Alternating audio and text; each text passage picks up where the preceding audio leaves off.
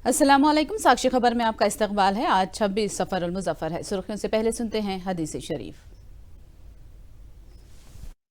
बिस्मिल्लाहिर्रहमानिर्रहीम। हज़रत अबू हुरैरा रज़ी अल्लाह ताला अन्हु से रिवायत है, रसूलुल्लाह सल्लल्लाहु अलैहि वसल्लम ने फरमाया, क़यामत उस वक्त तक कायम नहीं होगी जब तक कि तुम्हारी दो ही जमातें आपस में जंग ना करें, हालांकि दोनों का मौक़िफ़ एक होगा। और अब सुर्खियां। बाबू का क्वाश पिटीशन मंगल तक मुलतवी, तहवील से मुतालिक समाअत न करने की एसीबी कोर्ट को हाई कोर्ट की हिदायत। 16 सितंबर को हैदराबाद में कांग्रेस का CWC इजलास, खरगे समेत अहम कायदीन की शिरकत। 17 को विजय भेरी का इनेकाद। तेलंगाना पर बीजेपी की तवज्जो मरकूज, 16 को अमित शाह की हैदराबाद आमद, 17 को जलसे आम में शिरकत। वक्फ बोर्ड के तहत चलने वाले दीनी मदरसों में संस्कृत पढ़ाने का फैसला, उत्तराखंड वक्फ बोर्ड का इक़दाम।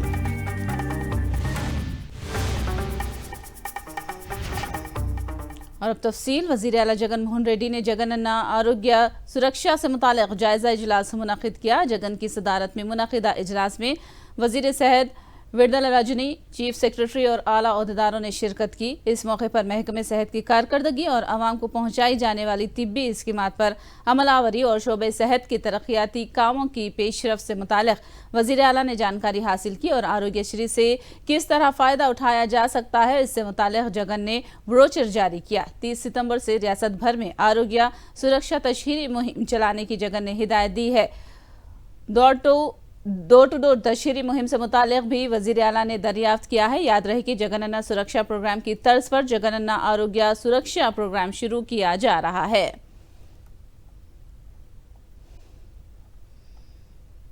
चंद्रबाबू की गिरफ्तारी पर उनके वकीलों ने क्वाश पिटीशन दाखिल किया है, जिसमें बाबू की तहवील को मुअत्तल करने और केस पर स्टे देने की दरख्वास्त की गई है।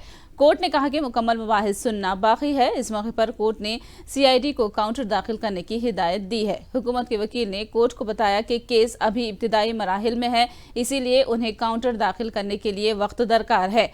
कोर्ट ने केस की समाअत अगले हफ्ते तक मुलतवी कर दी। चंद्रबाबू नायडू फिलहाल MLA हैं और उन्हें गिरफ्तार करने और केस दर्ज करने के लिए गवर्नर की इजाज़त की ज़रूरत नहीं। स्पीकर असेंबली की इजाज़त से MLA के खिलाफ केस दर्ज किया जा सकता है और उन्हें गिरफ्तार किया जा सकता है। अदालत में 70A का जो हवाला बाबू के वकील ने दिया है, उस पर अदालत फैसला देगी। इन ख्यालात का इजहार हाई कोर्ट के एडवोकेट शर्मा ने जाहिर किए हैं। కోర్టు వాదనలు ప్రారంభం అవగానే వారం రోజులు టైం కావాలని CBCID వాళ్ళు అడగటం జరిగింది.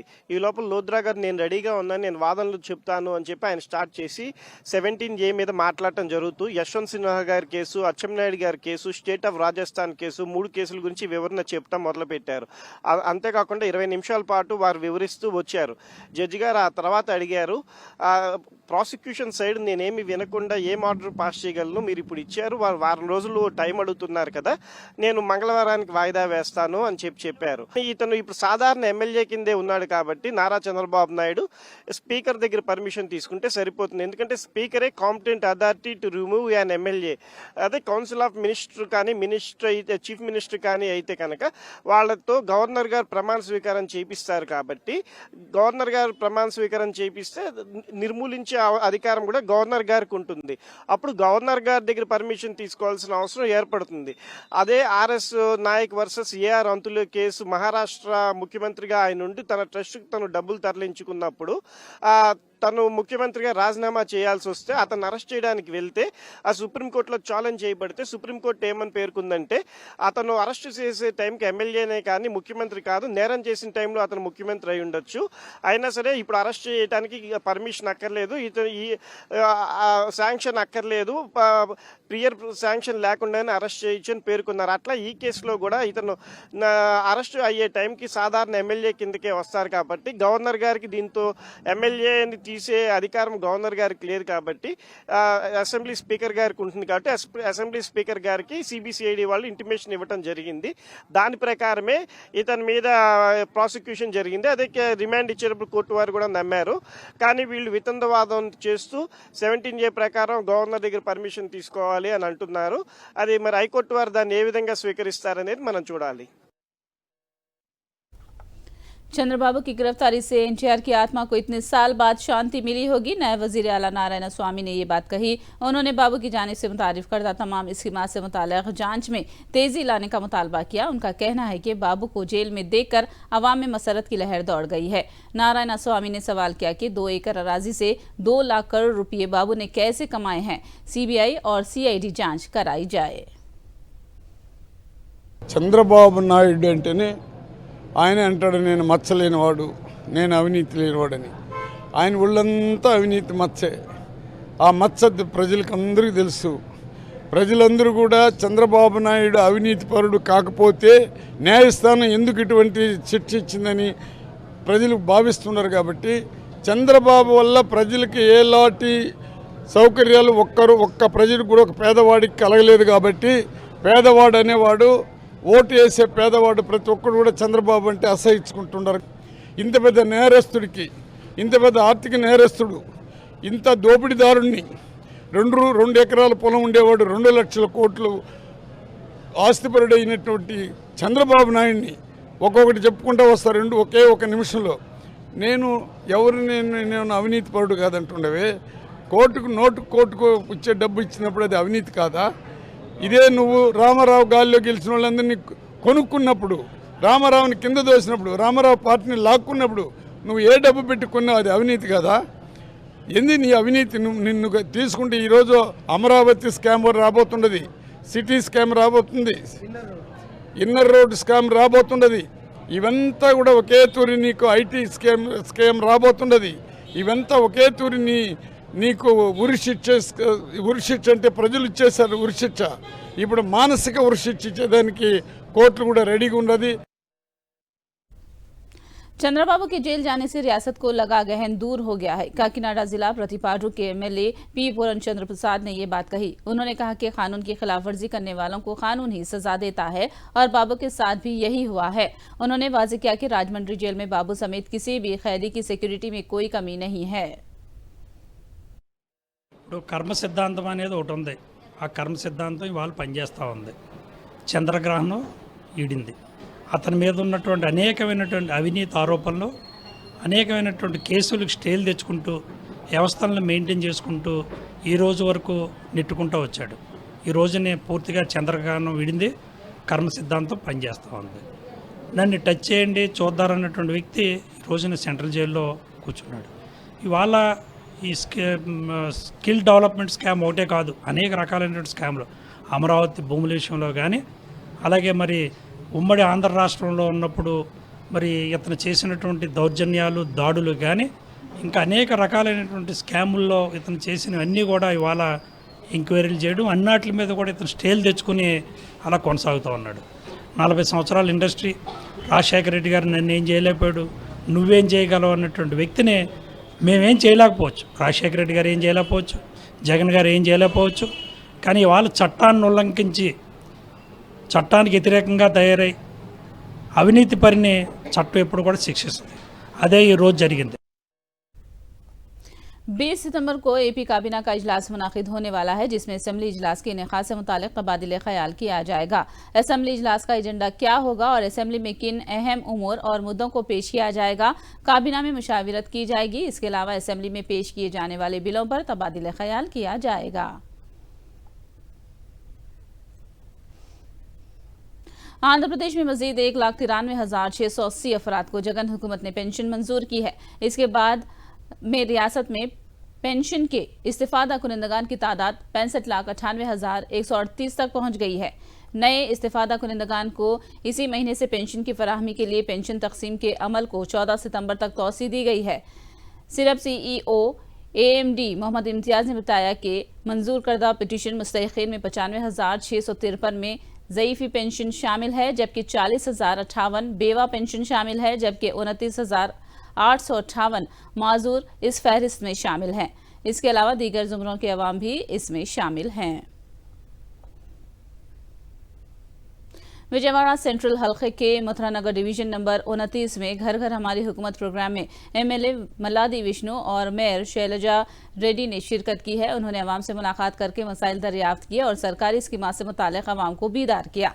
दोनों कायदीन ने कहा कि अवाम को बेहतर सेहत फराहम करने के लिए मुख्तलिफ तिब्बी सहूलियात फराहम की जा रही है।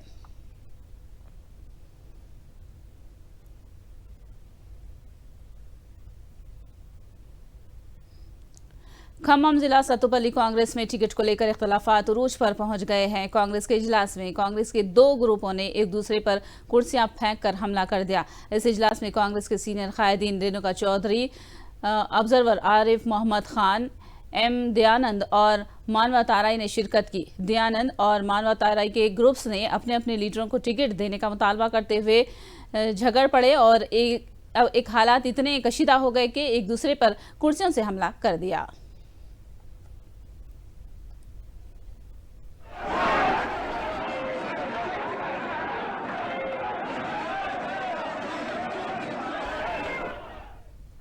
बीजेपी ने बेरोजगारी समेत अवामी मसाइल पर इंदिरा पार्क पर धरना मुनक्किद किया। इस धरना से तेलंगाना बीजेपी के सदर किशन रेड्डी ने खिताब किया।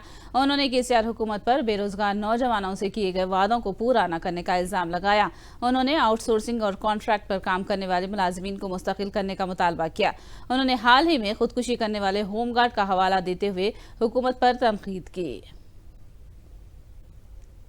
లక్షలాది మంది తెలంగాణలో యువత మాకు 3,016 రూపాయలు వస్తారేమో, మా అరిగిపోయినటువంటి తెగిపోయినటువంటి ఈ యొక్క రబ్బర్ చెప్పులైనా కొత్తవి కొనుక్కుందాము, మా యొక్క చిరిగిపోయినటువంటి జీన్ ప్యాంట్లైనా కొత్తవి కొనుక్కుందామని ఈ రాష్ట్రంలో నిరుద్యోగ యువత ఒక దిక్కు తల్లిదండ్రులకు ముఖం చూపించుకోలేక ఆకలితో బాధపడుతూ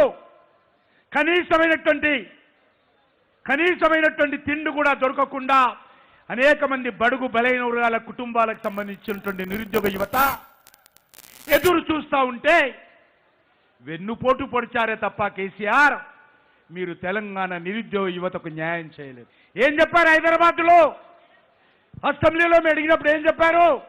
ఈ రాష్ట్రంలో కాంట్రాక్టు ఉద్యోగం అనేది లేదు, కాంట్రాక్టు పదం అనేది తెలంగాణ ప్రభుత్వంలో ఉండదు. ఎవరైతే కాంట్రాక్ట్ ఉద్యోగస్తులు ఉన్నారో అందరిని కూడా రెగ్యులరైజ్ చేస్తున్నావు, హోమ్ గార్డ్స్ రెగ్యులరైజ్ చేస్తున్నావు. ఏమైంది మొన్న ఇదే హైదరాబాద్లో రవీందర్ అనేటువంటి హోమ్ గార్డు పెట్రోల్ పోసుకొని కాల్చి చనిపోయాడే. बीजेपी ने अपनी तवज्जो तेलंगाना पर मरकूज की है। 16 तारीख को मरकजी वजीर दाखिला अमित शाह हैदराबाद आने वाले हैं। वो तेलंगाना बीजेपी के कायदीन के साथ इजलास मुनक्किद करके पार्टी को रियासत में मजबूत बनाने के हवाले से तबादिले ख्याल करेंगे। 17 तारीख को परेड ग्राउंड में मुनक्किद होने वाले बीजेपी के जलसे में शिरकत करेंगे और बाकायदा इंतखाबी मुहिम का आगाज करेंगे। हैदराबाद में मुनक्किद होने वाले CWC इजलास के शेड्यूल को कुल हिंद कांग्रेस कमेटी ने जारी कर दिया है। 16 सितंबर को दोपहर 1 बजे TPCC चीफ की जानिब से दी जाने वाली लंच की दावत में तमाम CWC अरकान शिरकत करेंगे। इसी दिन ताज कृष्णा में 2 बजे दोपहर CWC का इजलास मुनक्किद होगा। 17 तारीख को सुबह 10:30 बजे तौसीई इजलास होगा और शाम 5 बजे तोकुगुड़ा में विजय भेरी के उन्वान से जलसेआम मुनक्किद होगा, जिसमें CWC समेत तमाम रियासत के PCC CLP लीडर्स शिरकत करेंगे। 18 सितंबर को MPs छोड़कर तमाम दीगर कायदीन 119 हलकों का दौरा करेंगे। आने वाले इंतखाबात में कांग्रेस पार्टी केडर में जोश भरने की तैयारी कर रही है। 16 ता 18 को मुनक्किद होने वाले कांग्रेस के CWC इजलास व जलसेआम में शिरकत के लिए कांग्रेस के कौमी सदर खरगे, सोनिया, राहुल, प्रियंका और कौमी सतह के दीगर कायदीन शिरकत कर रहे हैं। 5 रियासतों में जीत की हिकमत अमली तैयार करने के अलावा खासकर तेलंगाना पर तवज्जो मरकूज की जाने वाली है। तेलंगाना में हुकूमत के क़याम की सूरत में 5 गारंटी स्कीमात समेत BRS हुकूमत के खिलाफ चार्जशीट जारी की जाएगी। तेलंगाना के सीनियर सियासी कायद डी श्रीनिवास की सेहत का बुलेटिन जारी किया गया है। हैदराबाद सिटी न्यूरो अस्पताल के डॉक्टरों ने कहा कि डीएस की हालत बदस्तूर इंतहाई नाजुक बनी हुई है। डीएस को सांस की तकलीफ की शिकायत पर पीर की दोपहर को अस्पताल में शरीक कराया गया था। तब से उनका आईसीयू में इलाज जारी है। दमा, गुर्दे के मसाइल और बीपी में कमी जैसे मसाइल से डीएस दो चार है। डॉक्टरों ने कहा कि 48 घंटे गुजरने तक उनकी सेहत के बारे में कुछ कहा नहीं जा सकता। అడ్మిట్ అయ్యారండి. ఆయన కండిషన్ ఇంకా క్రిటికల్గానే ఉంది. ప్రస్తుతానికి రక్తపోటు పెంచడానికి మందులన్నీ పెట్టాము. ఆయనకి న్యూమోనియా ఒకటి, సెప్టిక్ షాక్ వీటి నుంచి బాధపడుతూ ఉన్నారు. సో కరెంట్లీ ఏంటంటే ఎంఓడిఎస్ అని పిలుస్తాం అనమాట. సో దానికి సంబంధించిన యాంటీబయాటిక్స్ కానీ ఇవన్నీ వెళ్తూ ఉన్నాయి. నెక్స్ట్ 48 గంటల్లో కండిషన్ ఎలా ఉంటుంది ఏంటి అనేది మనకి కొంచెం ఐడియా వచ్చే అవకాశం ఉంటుంది. ప్రస్తుతానికి మాత్రం ఆక్సిజన్ లెవెల్స్ కానీ అన్నీ ప్రతి 4 గంటలకి ఒకసారి మానిటర్ చేస్తూ ఉన్నాము. ఈ రక్తపోటు పెంచడానికి ఏవైతే మందులు ఇస్తున్నామో ఇంకేమైనా తగ్గించే అవకాశం ఉంటుందో అది కూడా కంటిన్యూస్గా మానిటర్ చేస్తున్నాము. वरंगल के काजीपेट की दरगाह हजरत सैयद शाह अफजल बियाबानी के उर्स तकारीब का आगाज़ हो चुका है। उर्स तकारीब के दौरान मुख्तलिफ मरासिम अंजाम दिए जाएंगे और मुख्तलिफ प्रोग्राम्स का इनेकाद हुआ। उर्स तकारीब के इनेकाद के लिए पुलिस समेत मुख्तलिफ महकमों की जानिब से इंतजाम किए गए हैं। पार्लियामेंट के खुसूसी इजलास से पहले मरकजी हुकूमत ने 17 सितंबर को कुल जमाती इजलास तलब करने का फैसला किया है। 17 सितंबर को होने वाले कुल जमाती इजलास में पार्लियामेंट के खुसूसी इजलास के एजेंडे के बारे में तबादिले ख्याल होगा। 18 से 22 सितंबर तक पार्लियामेंट का खुसूसी इजलास तलब किया गया है। ताहम अभी तक खुसूसी इजलास के एजेंडे के बारे में वाकिफ नहीं करवाया गया है। उत्तराखंड में वक्फ बोर्ड की निगरानी में चलने वाले दीनी मदरसों में संस्कृत जबान निसाब में शामिल किया गया है। उत्तराखंड वक्फ बोर्ड के चेयरमैन शादाब शमसी ने तफसीलात बताई है। तय किया है कि जो 117 मदरसे वक्फ बोर्ड के हैं उसमें हम एनसीईआरटी का सिलेबस लागू करने जा रहे हैं। तो उस एनसीईआरटी के सिलेबस में संस्कृत की बुक भी अवेलेबल है। मुझे लगता है कि जब हमारे बच्चे Hindi, English, math, science, physics, chemistry, bio और अरबी पढ़ेंगे तो वो संस्कृत भी पढ़ेंगे। सब कुछ पढ़ेंगे ना। पढ़ेगा भारत तो बढ़ेगा भारत। मैं तो बहुत ईमानदारी के साथ इस बात को कह रहा हूं। मेरे बच्चों के बारे में अब उन्हें खुले पर मिलने जा रहे हैं। मेरे युवा मुख्यमंत्री ने कहा है अपने बच्चों को पढ़ाने के लिए आपको जो मदद चाहिए सरकार उसे करने के लिए तैयार है। और इसलिए हम ये कह सकते हैं हम साफ मन से अपने बच्चों को पढ़ाने के लिए, अब मदरसे के बच्चे क्या इंग्लिश मीडियम स्कूल में नहीं पढ़ेंगे? वो भी तो पढ़ सकते हैं। वो भी तो सीबीएसई बोर्ड का ये एनसीईआरटी सिलेबस है, वो भी तो पढ़ें। राजस्थान के भरतपुर के कौमी शाहराह पर पेश आए सड़क हादसे में 11 अफराद हलाक हुए। यह हादसा उस वक्त पेश आया जब एक ट्रक ने बस को टक्कर दे दी। हादसे में 12 अफराद जख्मी भी हुए हैं। बस राजस्थान से उत्तर प्रदेश जा रही थी। ट्रक ने ठहरी बस को टक्कर दे दी। यह हादसा आज सुबह 4:30 बजे पेश आया है। कांग्रेस कायद प्रियंका गांधी ने सैलाब से मुतासरा मंडी के इलाके का दौरा करते हुए मुतासरीन से मुलाकात की। प्रियंका गांधी ने सैलाब से मुतासरा इलाकों को कौमी आफत करार देने की मांग की और मरकज से मुतासरा इलाकों की मदद के लिए फंड जारी करने की मांग की है। उन्होंने कहा कि मुतासरीन की सियासी वाबस्तगियों को बालाए ताख रखते हुए मदद करनी चाहिए। ये पूरा देश आपके साथ खड़ा है और मैं खास तौर से जो भाजपा के मंत्री हैं, प्रधानमंत्री जी हैं, उनसे कहना चाहती हूँ कि इस आपदा के साथ आपके प्रदेश के साथ राजनीति ना करें। चाहे हमारी प्रदेश की सरकार कांग्रेस की ना हो, लेकिन ये देखें कि आपके प्रदेश में कितना नुकसान हुआ है, आपको कितना नुकसान हुआ है, आप किस तरह से एकजुट होकर उसका सामना कर रहे हैं और इसी भावना से वह भी जुड़ जाएं। और अगर यहाँ पे जो हुआ उसे वो एक राष्ट्रीय आपदा घोषित कर दें तो उससे केंद्र की तरफ से भी बहुत राहत मिल सकती है। तो जो हमारी प्रदेश सरकार करने की कोशिश कर रही है वो तो पूरी है। और जैसे कहा सुक्कू जी ने, कुछ भी हो गया हो, घर टूटा हो, दरार आई हो, जानवर मर गया है या कोई परिवार का सदस्य गुजर गया हो, उसकी मदद आपको मिलेगी। लेकिन कई ऐसे खर्चे हैं जैसे इतनी बड़ी जो नेशनल हाईवे है। लीबिया में भारी बारिश, सैलाब और 2 डैमों के फट पड़ने से 5000 से ज्यादा अफराद हलाक हुए हैं। लीबिया के देना शहर में ज्यादा तबाही हुई है। डैमों के फट पड़ने से गोया सारा शहर समुद्र में बदल गया है। हजारों अफराद बेघर हुए और महलिकीन की तादाद में इजाफे का खदशा है। मुतासिरा देना शहर में पानी में लाशें तैरती हुई नजर आई। गाड़ियां, साजो सामान बह गया। कयामत सुगरा का मंजर देखा जा रहा है। एशिया कप में कल हिंदुस्तान ने श्रीलंका को 41 रनों से हराकर फाइनल में जगह बनाई। हारने वाली टीम के ऑलराउंडर दुनित विलागे को मैन ऑफ द मैच का एजाज दिया गया है। विलागे ने 5 विकेटें हासिल की और 41 रन बनाए। मैच पर LK राहुल ने भी तबसरा किया है। Very simple. I always trust myself and I try to do my normal basic. So yeah. Right. Thank you. Thank you. आगे से फील दे रहा है सर, तो he's bowled really well and in the last 2 games, I mean, जब injury होने से पहले भी मैं कीपिंग कर रहा था तो we played a few series though. He's been bowling really well.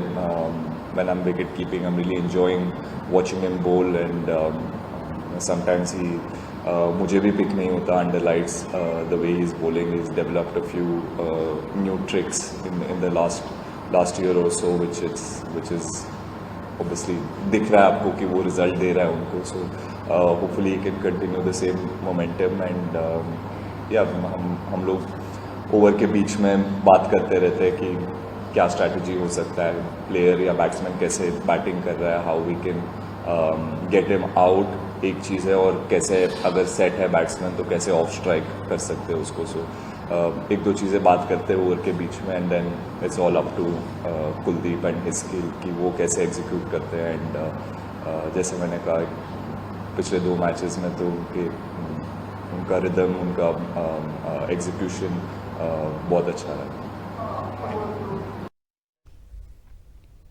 Asia cup में हिंदुस्तान की मुसलसल 2 कामयाबियों में मद्दाहों में काफी जोश खरोश पाया जाता है। मद्दाहों को उम्मीद है कि टीम इंडिया एशिया कप पर भी कब्जा कर लेगी। कैसा लगा? बहुत बढ़िया, एकदम मजा आ गया।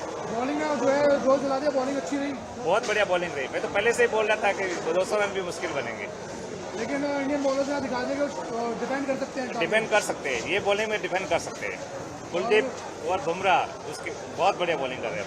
अब क्या लग रहा है कि फाइनल में जो है इंडिया लगभग पहुंच रही है, तो पाकिस्तान इंडिया हो या इंडिया किसी और टीम से खेले?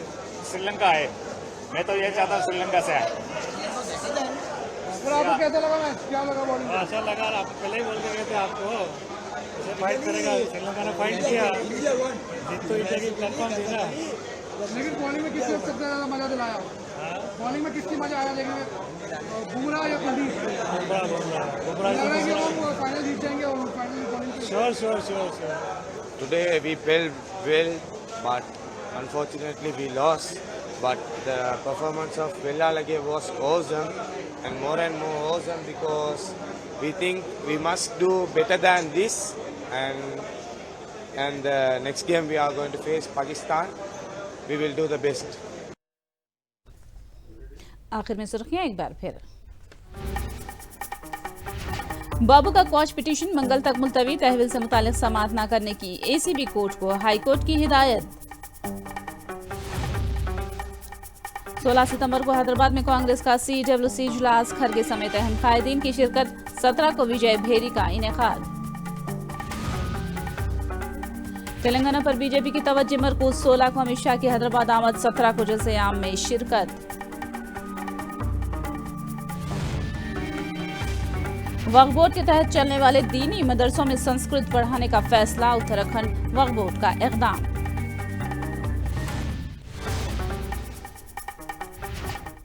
साक्षी खबर में फिलहाल इतना ही। साक्षी टीवी पर खबरों का सिलसिला जारी रहेगा।